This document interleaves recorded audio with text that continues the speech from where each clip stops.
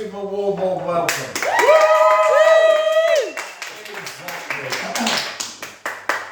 Thanks everybody. I've come up from Cornwall today. I was at a poetry event similar to this in Truro a month or two ago, and a friend of mine did an amazing poem on Greta Thunberg, and I'm going to be doing that as my second piece. But it made me think of my mum's first husband, who died in 2014. I was sent away to live with him when I was 6, and he's an inspiration. He volunteered at the school for 25 years teaching the kids art. He wrote letters to the paper about all his things going on. He was a full-on activist, a full-on part of the community. He was also a closet transvestite. He had loads of ball gowns in the loft where I lived with him. And I know that he would have loved Greta.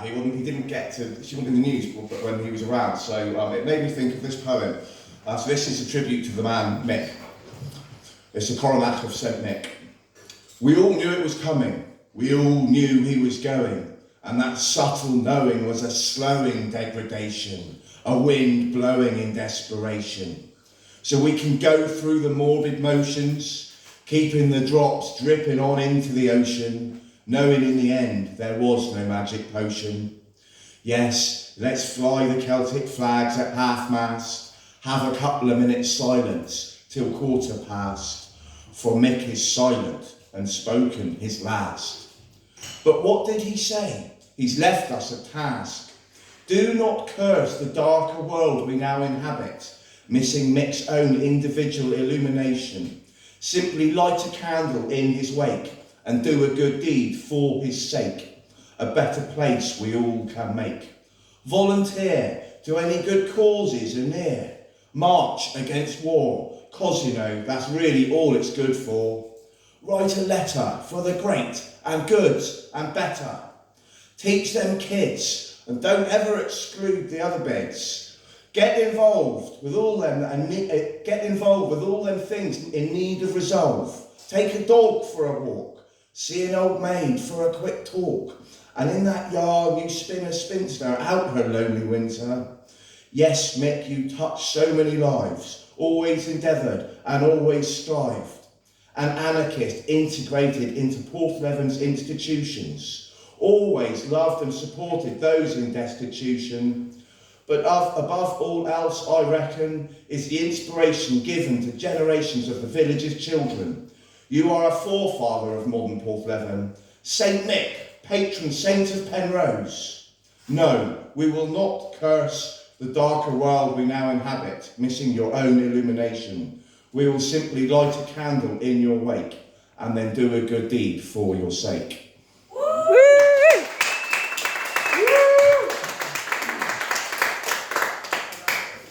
So this is by Bert Biscoe, who is a politician in Truro. He's a poet, he's an old musician, he's a really cool guy. This is Sergeant Pepper's Lonely Protest Riot. Summer, the angels stand weeping before helmets, goggles and gums of their brothers and sons. The Union lies beneath the heel. On the ocean, a daughter fresh from climate change spreads out her diaphanous ideal. It becomes a sail, the great cloth woven and stitched by Penelope to bring her Ulysses home. Sirens wail and priests run for cover in Kiev, free at last in droning dereliction, to admit they know who, not who, or what to believe, with whom to lodge the value of crypto conviction in the Mediterranean, knowing she ought to know better. A girl of her age?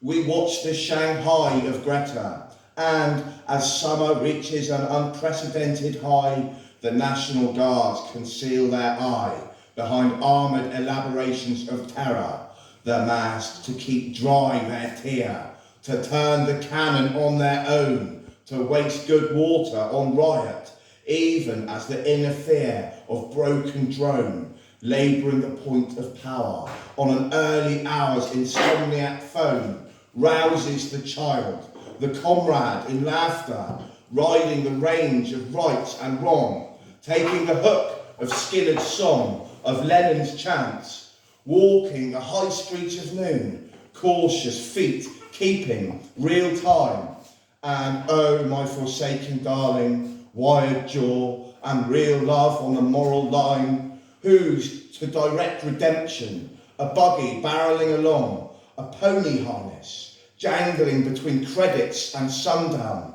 Helpless in ethical arthritis, we rub the aching joints of hands too long exposed in swearing witness before benches and jury's song. Princes speak in regal tones of oceans, of old men anxious as they close to speak their mind with purpose, as liberty's yachting crusade surrenders in international waters, fathers calling embassies, keeping track of protest daughters, laughing from the rigging. Monday morning, a clatter of garbage, cans and recycling, reminding poets of Homer, of Ulysses, king of refugees, winding across mythical seas, laying the ground for poetries and token gestures of medical supplies, to awaken the president when the benefit of their surprise. Was it not he, first time around, who ordered the Swedish girl to leave the world to him and return to seek the meaning of childhood in a caricature of womanhood, which, though their fathers fought for them to be free, to know inattention of liberty, allows him in self-taught supremacy to rig the balance of the Constitution's ultimate and almighty court. Dear Greta, how glad we must be that you have learned no better, that you stand smiling before your mast, and standing where we all ought to stand, raising our resolutely democratic hand. Enough, you cry. Give peace a chance. Imagine, if you will, a future which grows to clearly understand its past, so love may be all we need at last.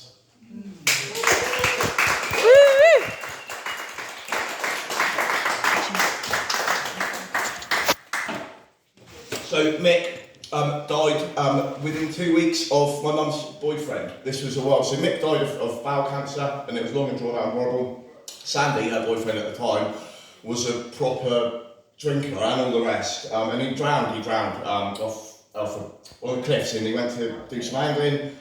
But it was a whirlwind, it all happened in the same 2 weeks. So this, I thought I'd do the poem about Sandy. If I've done the one about Mick, I've got to do the one about Sandy. And it was it's like nautically inspired as a sailor. So this is a song of Sandy, packet of pills and a bottle of brandy. And this is the song he sang to me before the white shore shook him and the raw horse took him. The white shore shook him and the raw horse took him. Drinking in the Coast Guard's cottage, talking of boatyard knowledge, with a sad, sardonic glower, his tales they soon turned sour. He said, "Boy, I used to be just like you. Now my joys, they are far and they are few. I've lived a life equal to any man. I love your mum, you understand, but I cannot be content till my demons, they are all spent. Rachmaninoff's tears scroll down hollow cheeks, standoffish fears, life's callous defeats. I've left my waverings wandered, pillaged my life's plunders, heart's treasures times 100, goddamn thundered, bored, blind and blundered.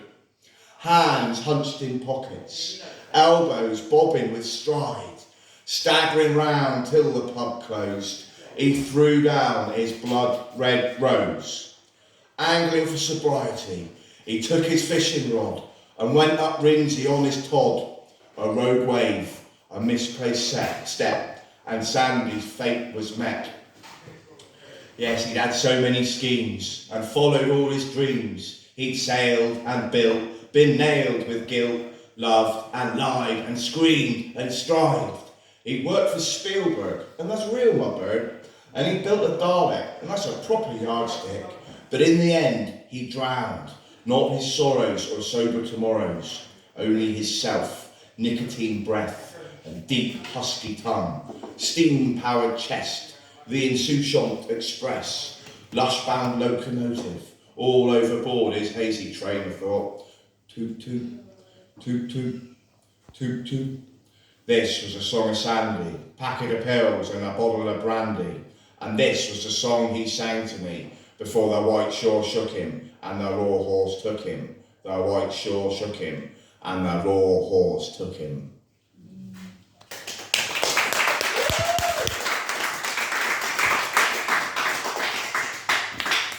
I'm just going to close with this thing. I'm going to attempt to do this thing. I've never done it in public before. So this is a reworking of a famous sea shanty, if I can find it. See if it goes like this. What shall we do with the broken-hearted? What shall we do with the broken-hearted? What shall we do with the broken-hearted as they mend their feelings? Hold space for their damaged ego, hold space for their damaged ego, hold space for their damaged ego in the grieving process. Hooray, you got this covered, hooray, you got this covered, hooray, you got this covered, and you learn to function. What shall we do with the broken-hearted? What shall we do with the broken-hearted? What shall we do with the broken-hearted as they mend their feelings? Sit in the pain with the part sorrow soaking, sit in the pain with the sorrow soaking, sit in the pain with the sorrow soaking in the grieving process. Learn them lessons are for growing, learn them lessons are for growing, learn them lessons are for growing in the grieving process. That's it. Thank you very much.